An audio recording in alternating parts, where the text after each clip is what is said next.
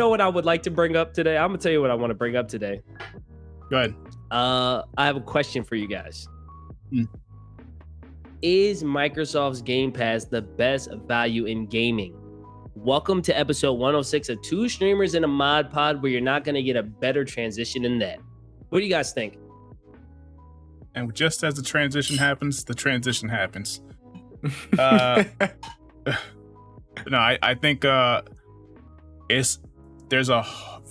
you'd have to make a very, very strong case to say that any other competition, whether it's from Sony, whether it's from Google, which is kind of a joke anyways, whether it's GeForce, EA Play's got their stuff. They got a beautiful cat in the background. I mean, what else can you say about that? But I don't think there's any other platform subscription rather that's better than Game Pass. It's crazy because it's so good that it's hard to even find a competitor, I think.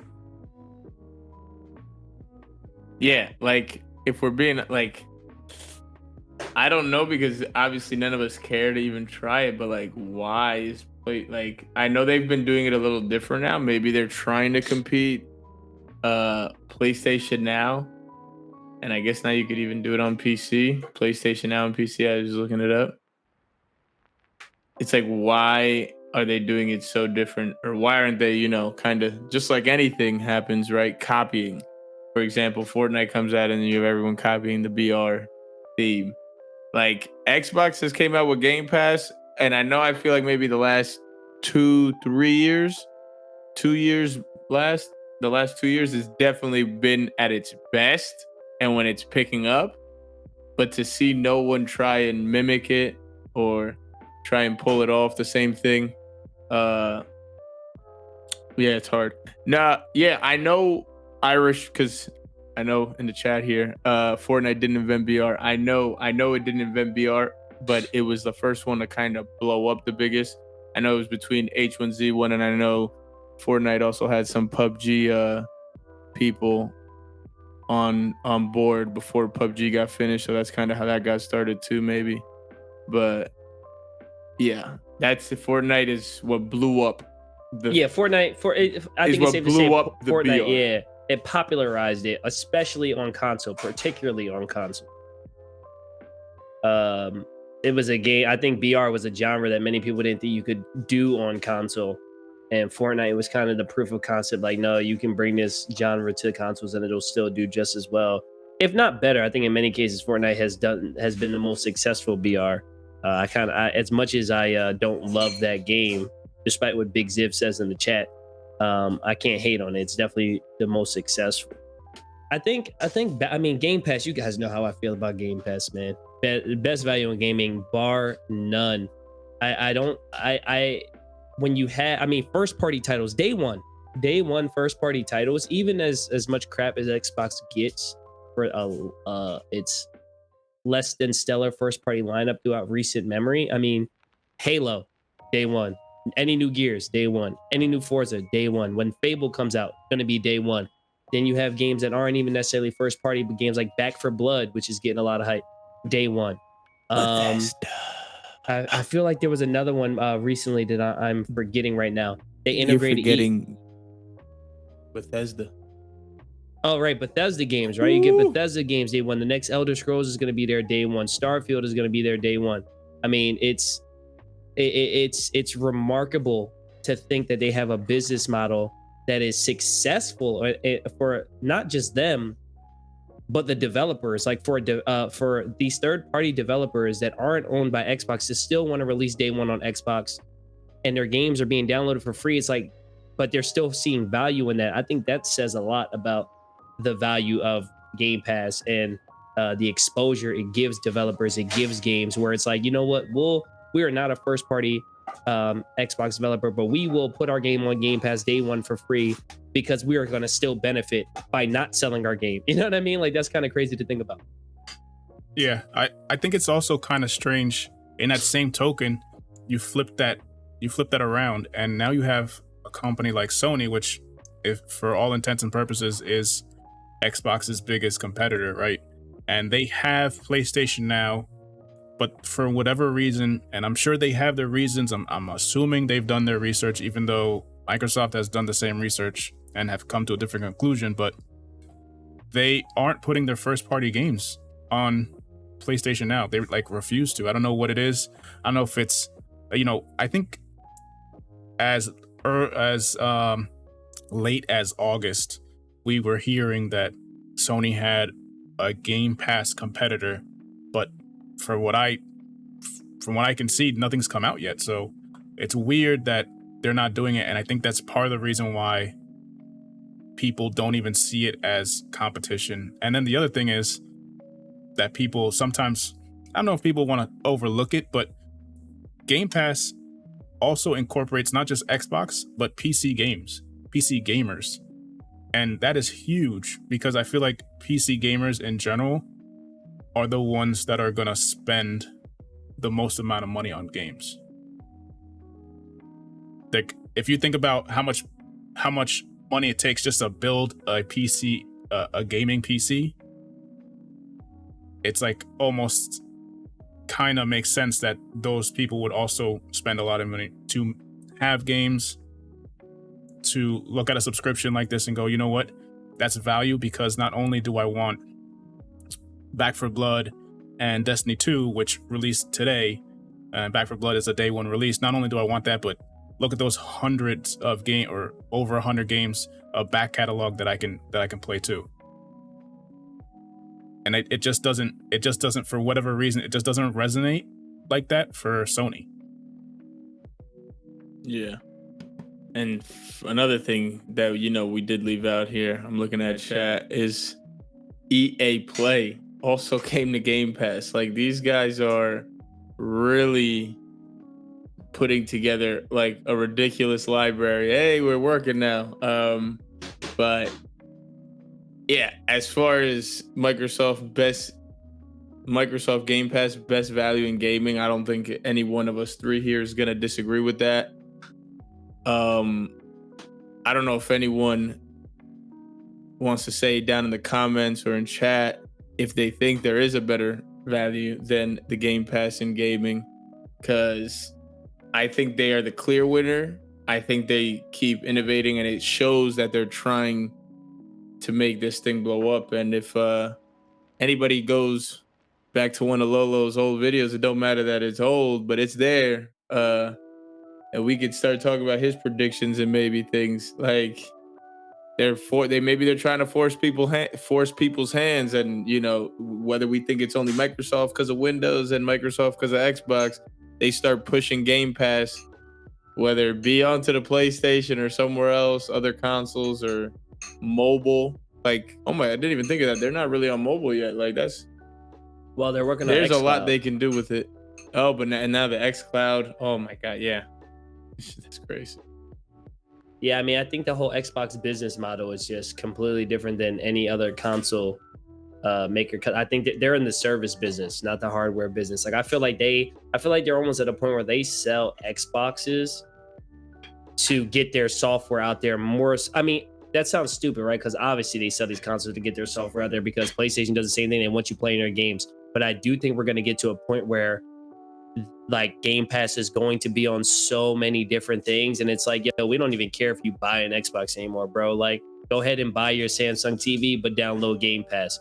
Go ahead and buy your iPhones or whatever, but download Game Pass. Go ahead and get your Switch, but download Game Pass. Like, I truly believe that they're pushing, they're going to be pushing the envelope and pushing competition in a whole different area, so to speak, right? I don't think the console war, I think they're gonna be like, yo, Sony, you got it, man. We sell all the PlayStations you want. We're good. We're just gonna have 10, 20, 30 million people subscribe to Game Pass, getting $15 a month every single month from 30 million people. And you can worry about, like, you can have your, 7 million console sales. Like, I genuinely feel like that's like the direction they're going.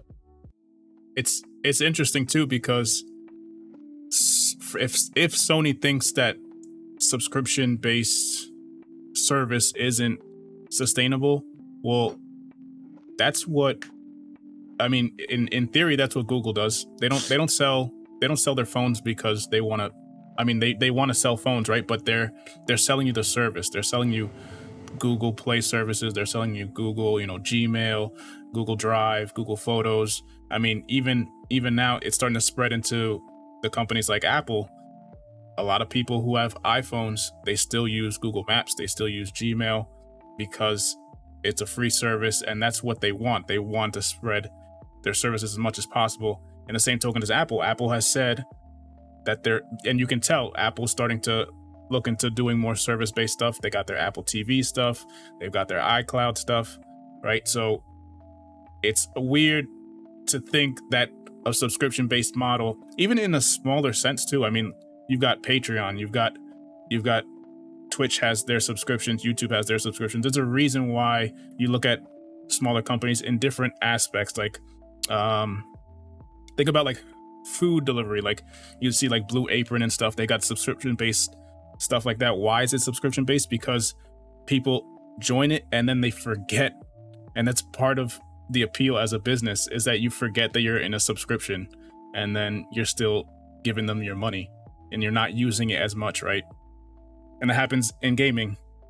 I don't have Game Pass and I want Back 4 Blood or Destiny 2 or whatever, any of these other games, these Gear games, these Halo games that are there right now, and I play it because I want it. I go, ooh, it's only $1 right now. It's on a promotion. It's only $1 right now. Let's get it.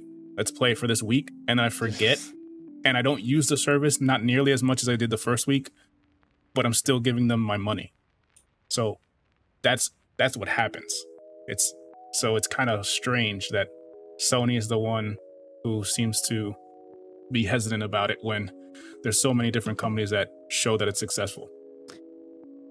Kind of makes sense though, because Sony was never a software company, right? Like Sony is a hardware company. So I feel like it's almost in their business DNA to not be thinking that way. Whereas Microsoft is the opposite, right? Like Microsoft was a software company that started to make hardware.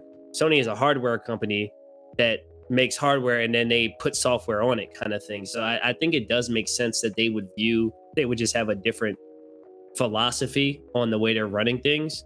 And even all those other companies you mentioned, like Google, like again, that is a service company. A lot of the brands you mentioned have like a huge emphasis on service more so than hardware, whereas Sony's kind of in that unique position where they're the opposite. Yeah.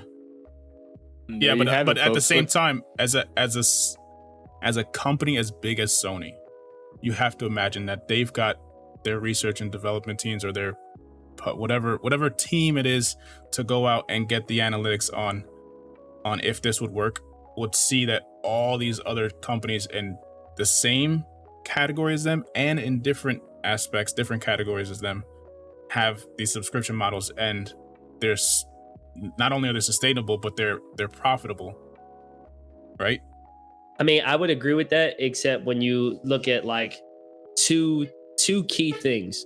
One, they tried to have a similar software thing. They didn't do it right. It flopped, and they got a lot of bad press for that. And two, they're coming off of one of the most successful consoles in history. And three, they have the console that was like the biggest selling console in history when you take a look at the PS2 and the PS4. So it's like, I agree with you 100%. I think they have to have people who are saying, look at the numbers very clearly, it's successful and we should be looking at this. But then when it comes down to that boardroom that might only have 7 or 8 people who are making the final decision, and they're like, listen, last time we tried this, it flopped. What we did has been very successful. If it ain't broke, don't fix it, kind of thing. You know what I mean? Like, we're already making billions of dollars. Like, would this help us make more money? Maybe, but we also just tried this not too long ago and it was a mess. Let's not deal with that again. You know, so I agree. I do think they would have to have people who are giving them this information and coming with them with these facts and these numbers. But I think when it gets to that boardroom, they're like, okay, that sounds good, but what we're doing, we know works. Why take the risk? Yeah, I feel like they should take the risk. I mean, obviously, I feel like they should take the risk, but it just seems like that's the transition that we're going to, from buying games to streaming them, right? And xCloud is a good indication of that. Google Stadia, whether Whether you feel like it's a success or not, I think it's a concept. The concept of it, in that it actually works. Maybe Google Stadia isn't the company and the brand that brings it to the mainstream the way they wanted it to, but it's the one that I can think of. Like I said, is the concept, right? So now we've got xCloud. I think GeForce is that the same? I feel like GeForce is the same GeForce concept experience, yeah, a little bit. Yeah, the GeForce experience, or GeForce Now. So yeah, I feel like they're gonna have to, because if you're gonna tell me the next Sony PlayStation, the PlayStation 6, or if that's what they're gonna call it, is gonna cost $600, but I can get Xbox Game Pass on my TV for $15 a month, and all I need is a dongle or something like that costs like $60, like the same concept as Google Stadia, and it's Xbox games. It's not Google. It's not like Google trying to get licensing agreements with other developers. It's Xbox with their first party games, even if it's just their first party games, right? Bethesda, the EA, or not EA, but Bethesda, like you said, Halo, Gears, all those games. That's tough. That's a tough pill to swallow, saying, all right, if you have a kid, are you going to buy him the $500 thing that you also have to buy $60 in per game? Or are you going to say, here's a $60 dongle or whatever, however it works, and then $15 a month, and you get to play whatever you want? Yeah. Yeah, I think that's why at some point it's going to be Game Pass on PlayStation. And I think that, I mean, this is I mean, it's a long shot, but can you imagine if Game Pass was on PlayStation? So Game Pass Ultimate is what, $14.99? Imagine if Game Pass Ultimate on PlayStation is $17.99, $19.99, and PlayStation, we're gonna get our 15. PlayStation, you can get that kickback, so you get that $3 a month to our $15 a month. You get our service, and those 30 million people who are going to be signed up on Game Pass, like you're getting that little bit of a kickback, so that we're on more systems, because the more systems we're on and the more people, again, we're in the service business. The more people who have our service, the more money we're going to get. And we don't care if you play it on a PlayStation, on an Xbox, on an Atari, like we don't care what it is. We just want you on Game Pass. You know, Samsung. I can see that becoming a future. I can see us living in a future where I can see it being where Game Pass is on PlayStation and all these other things, and they don't even make new consoles anymore. Right. Like I can realistically see that happening. And then PlayStation's like, well, you're no longer a competitor in the hardware business. And I was like, so sure, we'll put your service on here. Who knows? Yeah, that's tough. Crunky, you've been a little quiet, man. Are you just agreeing with us? Nah, I agree. You guys are bringing up a lot of points, saying a lot of things, taking my talking points. It's all good. Nah, but I don't really have much to say other than I agree with a lot of you. I know we got some people in chat talking about, companies getting comfortable, getting taken out, such as Sears and Blockbusters and things like that, and how Microsoft, as we all do know, it is true, they can experiment more because they have a lot more play money, even though we know companies aren't really trying to play around with this money. They have a lot more money to try things out and experiment, I guess, to say the least. For example, I guess we can even take a look and say Microsoft experimented with Mixer. They didn't like how it went. I'm a little sad about it. I wish Mixer was still alive as we're sitting here on Twitch. But Mixer shut down, but Microsoft kept it moving, and they really started this Game Pass Ultimate after that. I think it's kind of when it started to happen towards the end of it. They're in their own world right now as far as that goes, and competition about what exactly this is, getting your hands on different video games for a subscription fee. I know there's other things out there, but that involves a lot of indie games or a lot of games that are super old and we don't talk about, like when I see certain things on certain launchers and things like that. But this Game Pass is like, the now.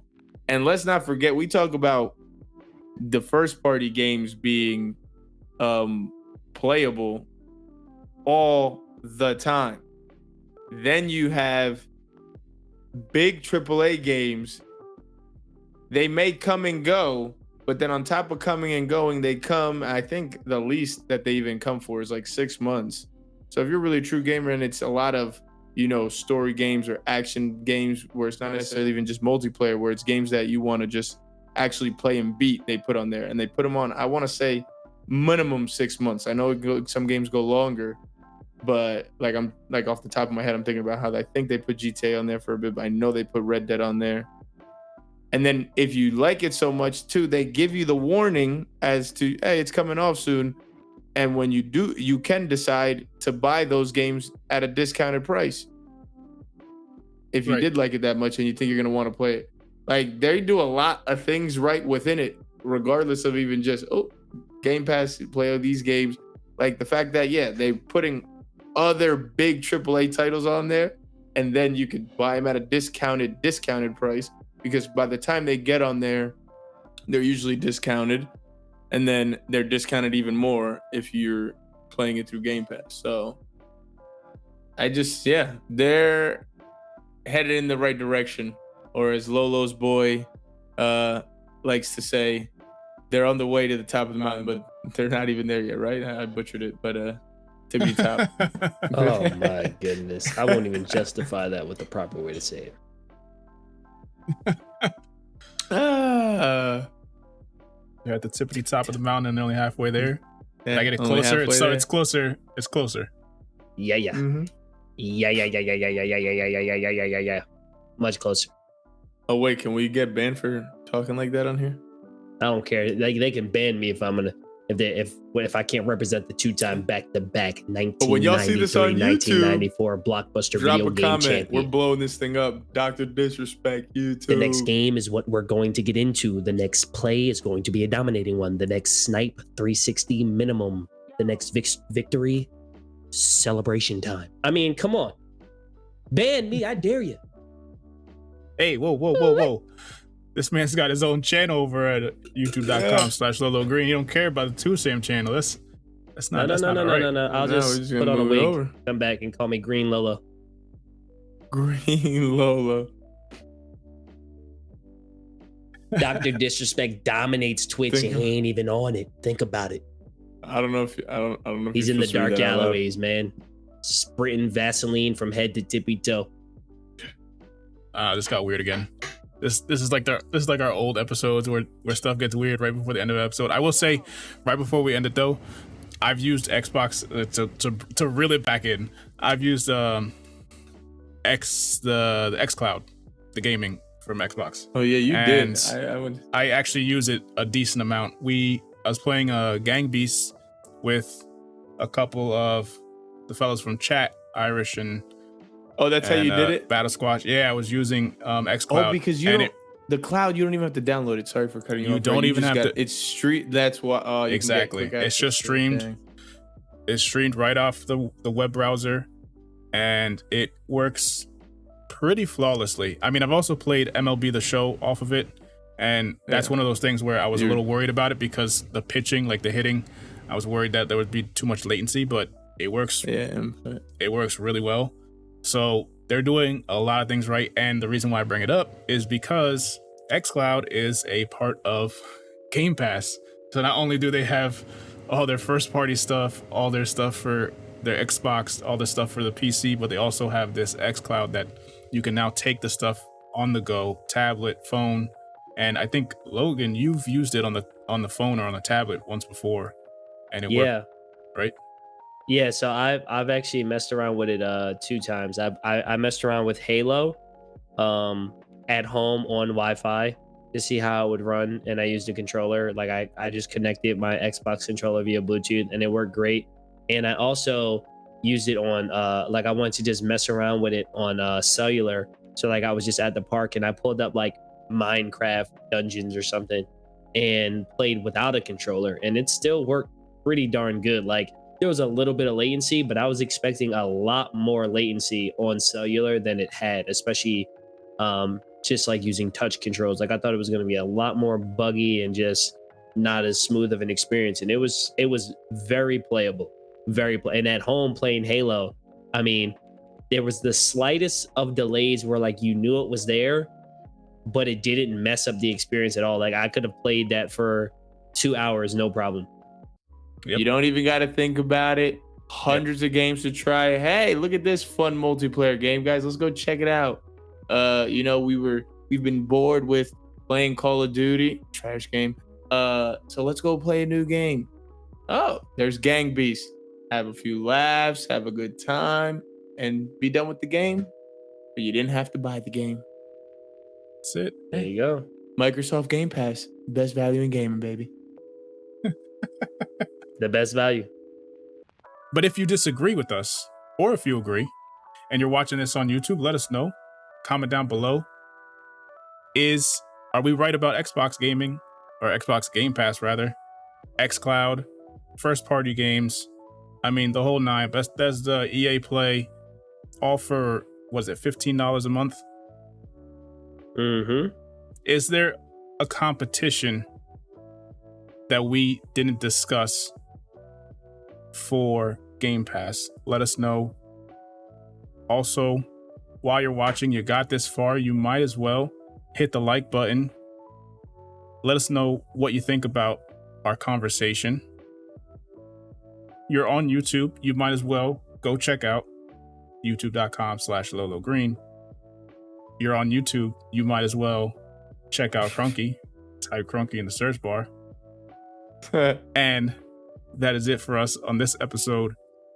Like we always say, play games you like, make content worthwhile, keep having discussions.